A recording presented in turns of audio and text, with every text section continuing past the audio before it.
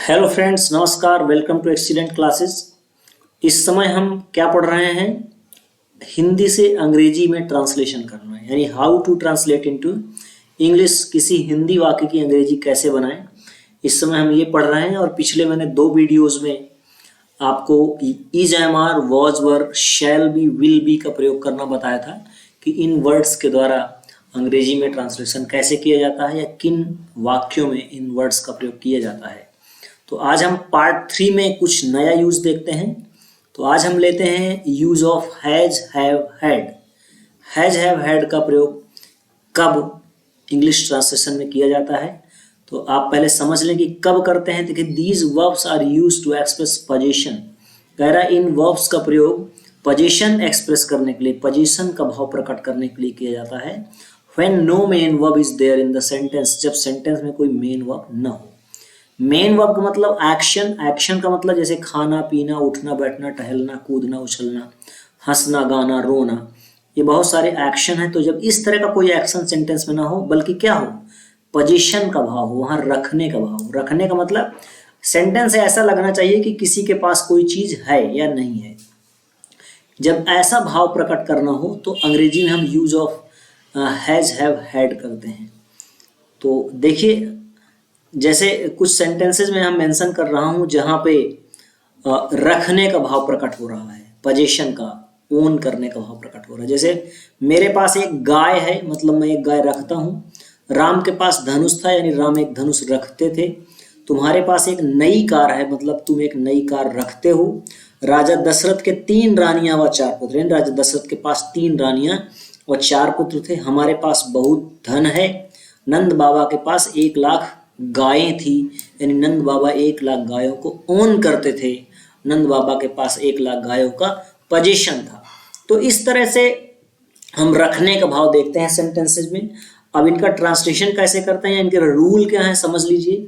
देखिए, पहला रूल कह रहा है हैज, हैव का प्रयोग प्रेजेंट टेंस में, जबकि हैड का प्रयोग पास्ट टेंस में होता है। ठीक है, 2 वर्ब हैं हैज, हैव, इनका प्रयोग प्रेजेंट टेंस में और हैड का प्रयोग पास्ट टेंस में। लेकिन कह रहा प्रेजेंट टेंस में ही, शी, इट तथा सिंगुलर नाउन्स के साथ हम हैज का प्रयोग करेंगे। ठीक है, और प्रेजेंट टेंस में आई, वी, यू, दे तथा प्लूरल नाउन्स के साथ हम हैव का प्रयोग करते हैं। मतलब अगर रखने वाला व्यक्ति ही, शी, इट या कोई सिंगुलर नाउन है तो उसके साथ हम हैज लगाएंगे। और अगर रखने वाला व्यक्ति आई, वी, यू, दे यानी प्रोनाउन या कोई प्लूरल नाउन है, तब हम हैव का प्रयोग करेंगे। और हैड का प्रयोग कब करेंगे? पास्ट टेंस में सभी प्रोनाउंस व नाउंस के साथ हैड का प्रयोग करते हैं। यहाँ पे आपको ही, सी, इट, आई, वी, यू, दे कुछ नहीं देखना है, या नाउन प्लूरल है, सिंगुलर है, कुछ नहीं देखना। अगर पास्ट में रखने का भाव है तब हम हैड सभी के साथ लगा देंगे, सभी प्रोनाउंस व नाउंस के साथ। सेंटेंस की स्ट्रक्चर कैसी होगी? सबसे पहले हम लिखेंगे सब्जेक्ट। सब्जेक्ट का मतलब जिसके बारे में हम बात कर रहे हैं कि उसके पास कोई चीज है, तो जिसके पास कोई चीज है वो सब्जेक्ट है। तो सबसे पहले उसकी इंग्लिश, फिर इसके बाद हैज, हैव, हैड में से कोई एक वर्ब इन रूल्स के अकॉर्डिंग। फिर इसके बाद कॉम्प्लीमेंट। कॉम्प्लीमेंट मतलब क्या, क्या लिखेंगे, क्या का मतलब उसके पास क्या चीज है, तो जो चीज है उसकी इंग्लिश लिखेंगे। इसके बाद अदर वर्ड्स। ठीक है, अदर वर्ड्स मतलब कोई अन्य शब्द अगर है सेंटेंस में तो उनकी इंग्लिश लिखेंगे। एग्जाम्पल समझिए, जैसे मेरे पास एक गाय है, तो देखिए मेरे पास का मतलब यहाँ पे मैं एक गाय रखता हूं, तो इसका सब्जेक्ट जो है मैं हूं। तो यहाँ मेरे की इंग्लिश आप माई नहीं लिखेंगे, सब्जेक्ट लिखेंगे आई। नॉमिनेटिव केज आपने प्रोनाउंस में पढ़ा होगा, जो प्रोनाउंस होते हैं इनका नॉमिनेटिव केज जो होता है वही लिखा जाए, मैं। आई के साथ क्या लगेगा? हैव लगेगा, क्योंकि ऊपर आपने देखा आई, वी, यू, दे तथा प्लूरल नाउंस का हैव का प्रयोग होता है। अब मेरे पास क्या है? एक गाय है, तो इसकी इंग्लिश लिखेंगे अ काऊ। आई हैव अ काऊ। राम के पास धनुष था, तो सब्जेक्ट कौन हुआ? राम था, मतलब पास्ट टेंस, हैड लगाएंगे। क्या था? धनुष था, धनुष की इंग्लिश अ बो। अब यहां देखिए, बो से पहले ए क्यों लग गया? क्योंकि इंग्लिश में जब कोई सिंगुलर नाउन होती है काउंटेबल, तो उसके पहले हम ए एन लगा देते हैं। तुम्हारे पास एक नई कार है, सब्जेक्ट मतलब तुम। सबसे पहले सब्जेक्ट ही आप समझिए, तुम, यू। अब कार है मतलब ये प्रेजेंट है, तो यू के साथ हैव लगेगा। और तुम्हारे पास क्या है? एक नई car a new car, you have a new car. Raja Dashrath के 3 रानियां और 4 पुत्र थे, यानी सब्जेक्ट कौन हुआ, राजा दशरथ। तो सबसे पहले इंग्लिश हम लिखेंगे राजा दशरथ की, किंग दशरथ, ठीक है। थे मतलब पास्ट है, तो हैड, अब उनके पास क्या थे, 3 रानियां व 4 पुत्र, तो 3 क्वींस, व मतलब एंड, 4 पुत्र, 4 sons. King Dashrath had 3 queens and 4 sons. आगे देखते हैं, रूल वही रहेगा, subject plus has have had complement other word. हमारे पास बहुत धन है, हमारे पास मतलब हम, तो वी है मतलब प्रेजेंट, हैव लगाएंगे वी के साथ। अब बहुत धन है, अ लॉट ऑफ मीन्स बहुत धन, money, we have a lot of money. Nand Baba के 1 लाख गाय थी, सब्जेक्ट कौन हुआ, नंद बाबा, तो सबसे पहले नंद बाबा लिखेंगे।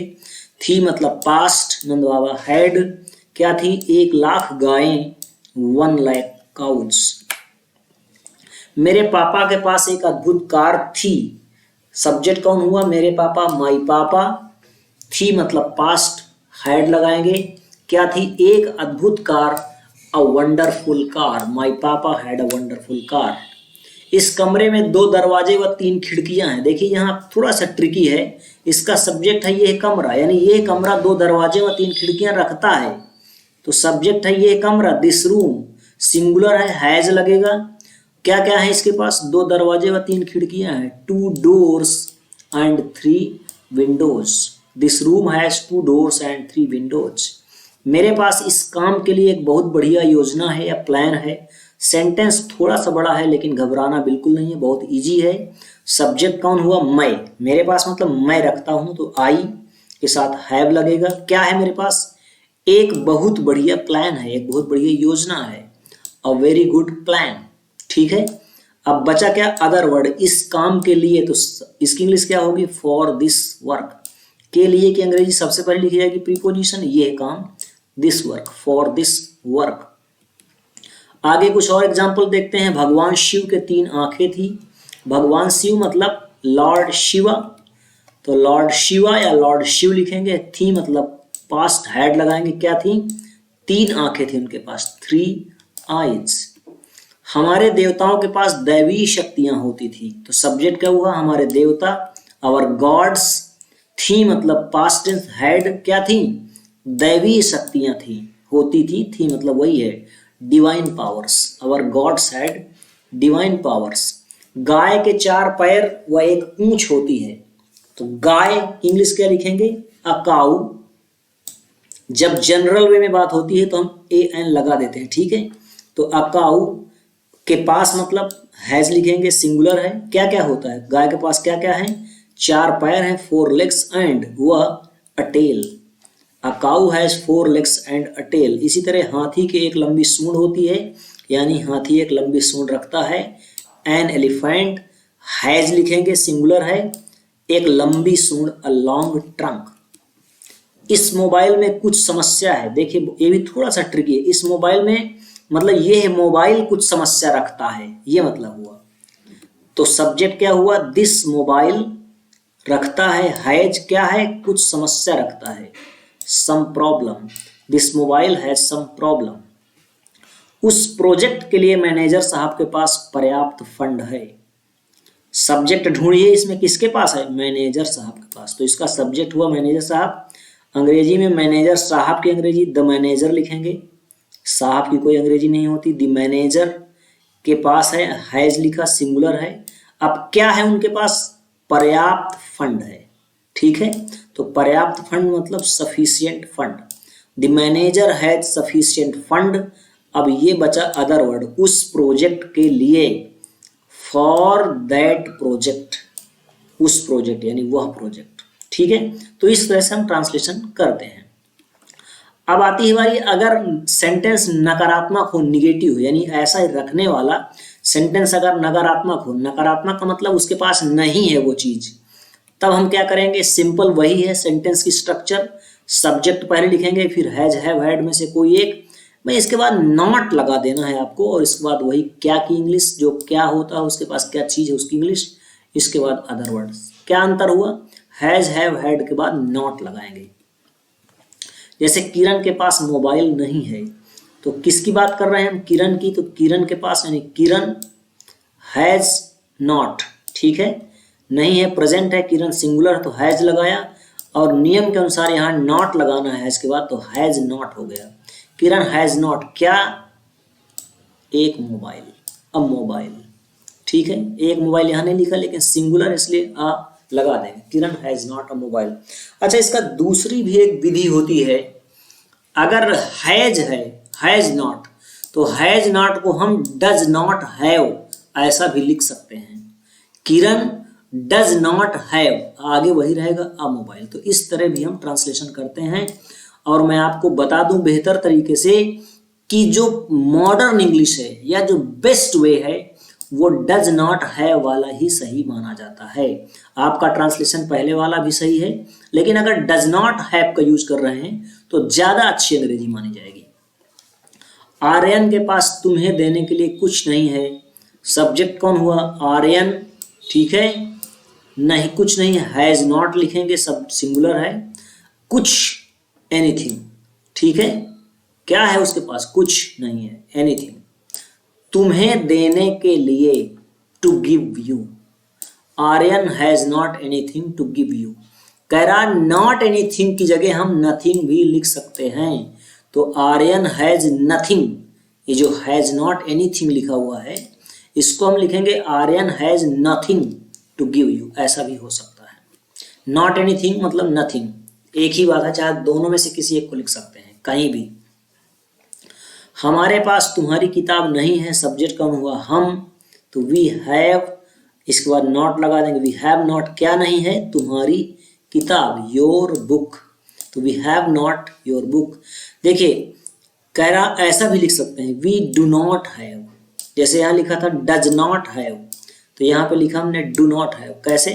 जब हैव नॉट हो तो इसको हम डू नॉट हैव लिख सकते हैं, और जब हैज नॉट हो तो इसको डज नॉट हैव लिख सकते हैं, ठीक है। दोनों में हैव रहेगा, केवल डू डज का अंतर आ जाएगा, इसको आप लिख सकते हैं। अमित के पास उस वक्त साइकिल नहीं थी, पास्ट की बात है तो यानी हैड होगा, तो अमित हैड नॉट, ठीक है, अमित हैड नॉट, क्या नहीं थी? साइकिल नहीं थी, अ बाइसिकल, उस वक्त, एट दैट टाइम, उस टाइम पर, उस वक्त। कह रहा है इसको अमित डिड नॉट हैव भी लिख सकते हैं। जब हैड नॉट हो तो उसको हम डिड नॉट हैव भी कर सकते हैं। देखिए, तीन फ्रेजेज आपको याद रखना होगा। अगर ऐसे सेंटेंस में हैज नॉट लिखना है तो डज नॉट हैव लिख सकते हैं। अगर हैव नॉट लिखना है तो डू नॉट हैव लिख सकते हैं। अगर हैड नॉट लिखना है तो डिड नॉट हैव लिख सकते हैं। आगे वैसा ही रहेगा। मेरे पास मेरा परिवार नहीं है, आई हैव नॉट, ठीक है, माई फैमिली, क्या नहीं है? मेरा परिवार, मेरे पास यानी मेरे साथ, विथ मी, मेरे पास मेरा परिवार नहीं है। तो आई यहाँ पे हैव नॉट को मैंने बताया डू नॉट हैव, ऐसा भी कर सकते हैं। यहाँ मेरे पास को मेरे साथ भी लिख सकते हैं, मेरे साथ मेरा परिवार नहीं, I have not my family with me. अगर इंट्रोगेटिव सेंटेंस हो, ऐसे ही सेंटेंस अगर इंट्रोगेटिव यानी प्रश्नवाचक हो तो क्या करेंगे? तब कह रहा हैज हैव हैड को पहले लिखेंगे। मैंने आपको जब पहले बताया था पार्ट 1 और पार्ट 2 में, उसमें बताया था is am are was were shall be will be, इनमें हेल्पिंग वर्ब को अगर हम पहले लिख दें तो सेंटेंस ऑटोमेटिक इंट्रोगेटिव हो जाता है।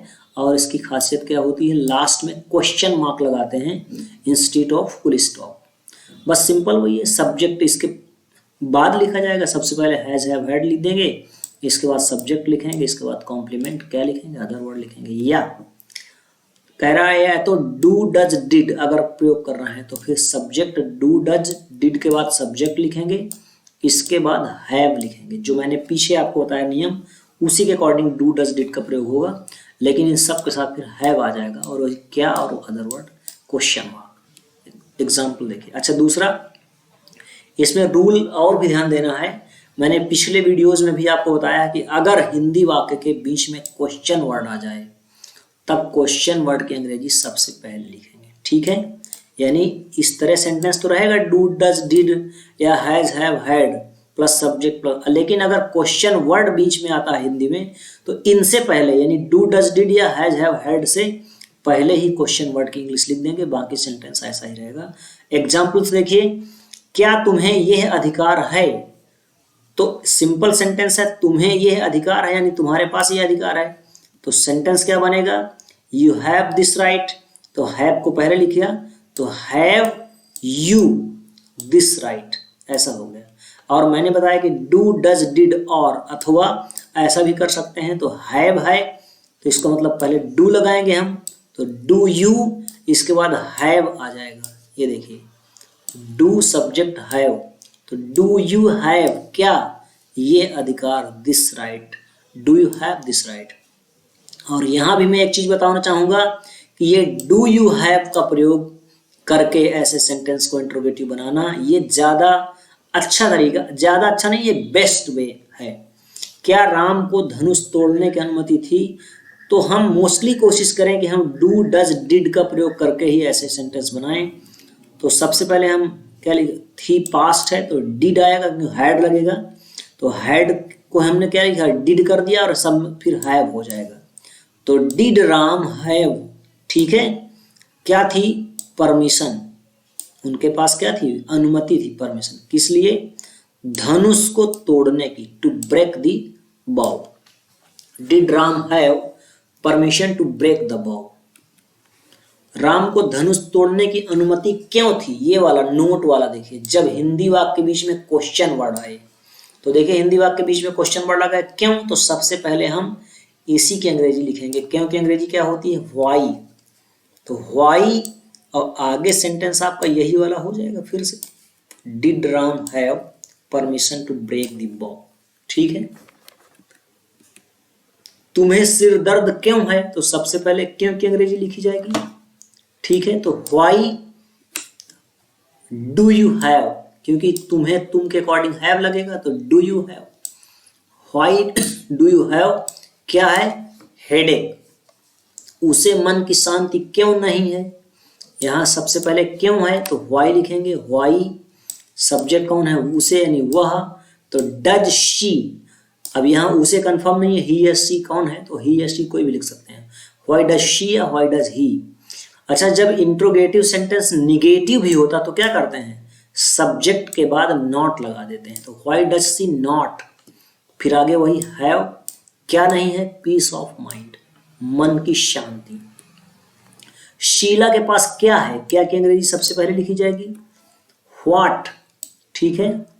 Does Sheela have, what does Sheela have. मेरे पास तुम्हें देने के लिए क्या है, क्या की अंग्रेजी सबसे पहले लिखी जाएगी, व्हाट, ठीक है। मैं है तो मैं के साथ हैव आएगा, तो यहाँ do I have, what do I have, तुम्हें देने के लिए, टू गिव यू। क्या तुम्हारे पास 50 रुपए का नोट है, देखिए यहाँ क्या सबसे पहले है, तो यहाँ क्या की अंग्रेजी नहीं लिखी जाएगी, सिंपल सबसे पहले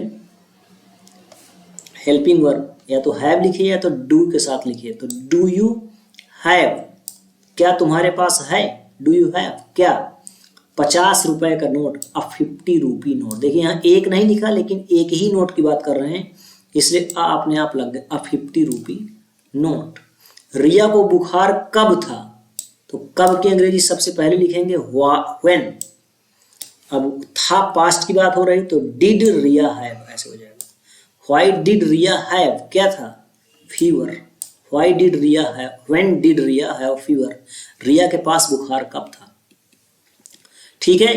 तो मुझे पूरी उम्मीद है कि आपने इस तरह से छोटे मोटे सेंटेंसेस का ट्रांसलेशन करना सीख लिया होगा।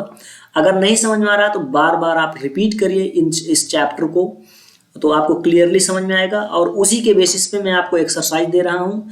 ये एक्सरसाइज बता दूं आपको कि ये पिछले जो हमने 2 चैप्टर में या 2 वीडियोज में ट्रांसलेशन करना सीखा था, और ये वाला जो वीडियो है, इन तीनों वीडियो को मिला जुला करके ये पूरी एक्सरसाइज दी गई है। तो इसमें is, am, are, was, were, shall be, will be और use of has, have, had, इन सभी का प्रयोग होगा, और इन सभी के प्रयोग द्वारा आपको ट्रांसलेशन करना है।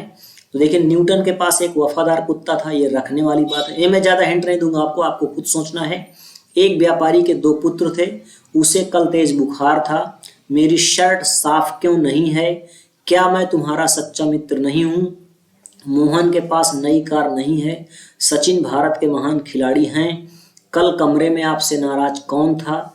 मेरे एक भाई दो बहनें हैं। उस आदमी के पैसा कभी नहीं था। गरिमा के पास दिल्ली में एक बंगला है।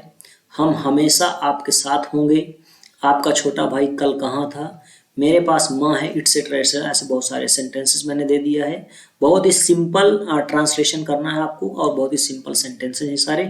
कुछ वर्ड की अंग्रेजी आपको थोड़ा सा टफ लग रही होगी तो वो मैंने आपको डिफिकल्ट वर्ड्स की इंग्लिश लिख दिया यहाँ पे। जैसे एक वर्ड आया वफादार, इंग्लिश फेथफुल होती है। व्यापारी एक शब्द आया मर्चेंट, सच्चा यानी ट्रू। बारात मैरिज पार्टी, जिम्मेदार रिस्पॉन्सिबल। सुकरात ये एक व्यक्ति हैं लेकिन सुकरात की इंग्लिश ऐसे लिखेंगे सोक्रेटिस लिखा जाता है। और कायर की अंग्रेजी होती है कावर्ड। तो ये सारे हिंट्स मैंने आपको दे दिया है, इनका ट्रांसलेशन आप करिए। अगले वीडियोस में हम इनका ट्रांसलेशन देखेंगे और आप मिलाइएगा कि आपके ट्रांसलेशन सही हैं या नहीं है। Thank you so much, thank you everybody, take care. और जिन लोगों ने मेरे पिछले वीडियोस नहीं देखा है या स्किप हो गए हैं वो इसके डिस्क्रिप्शन में जा करके पिछले वीडियोस की लिंक में क्लिक करके पुराने वीडियोस देख सकते हैं। Thank you so much, thank you, take care everybody.